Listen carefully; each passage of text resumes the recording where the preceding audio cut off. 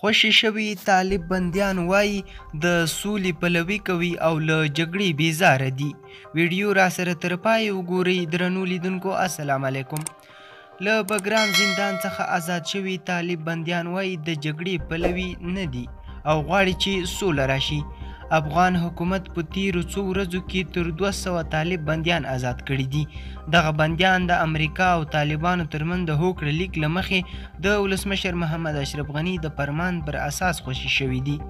د امریکا او طالبانو ترمنځ په هوکړه لیک کې د 15,000 طالب بندیانو د ازادېدو هوکړه شوې ده چې د افغانستان له بېلابېلو زندانونو به خوشي کړی شي.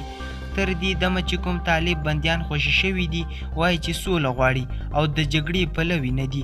هغوی له افغان حکومت نه غواړي چې د سولې لپاره هڅې وکړي ترڅو د دوی ماشومان ښوونه او روزنه ومومي. دغه طالب بندیان بایومټریک شوي دي او د سوګند ورکړل شوی دی چې د بیا ځل لپاره به د جګړې لیکو ته نه ځي. په همدې اړه د کورنیو چارو وزارت نوماند وزیر مسعود اندرابي وایي چې خوشي شوي طالب بندیان د امنیتي ځواکونو تر څار لاندې دي ترڅو د بیا ځل لپاره تاوتریخوالي ته مخه نه کړي. نوموړی وایي که چیرې طالبان له شته فرصتونو ګټه واخلي نو رادې شي او نوي افغان حکومت نه دې ملاتړ وکړي. په افغانستان کې له هغوی لپاره د سولې او ټیکاو لپاره دروازې د تل لپاره پرانیستې دي. بلخوا طالب بندیان بیا وایي د طالب ذبیح الله مجاهد وایي چې هغه 200 کسان چې د افغان دولت له لوري آزاد شوي دي نامعلوم کسان دي او دوی یې نه پیژني.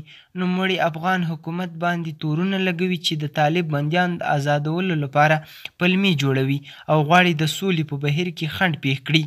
افغان حکومت بیا وایي خوشي کړل شوي طالب بندیان د هوکړه لیک له مخې خوشي شوي دي او د بین الافغاني مذاکراتو د پیل لپاره به په راتلونکي ورځو کې ګڼ نور طالب بندیان هم خوشي کړي.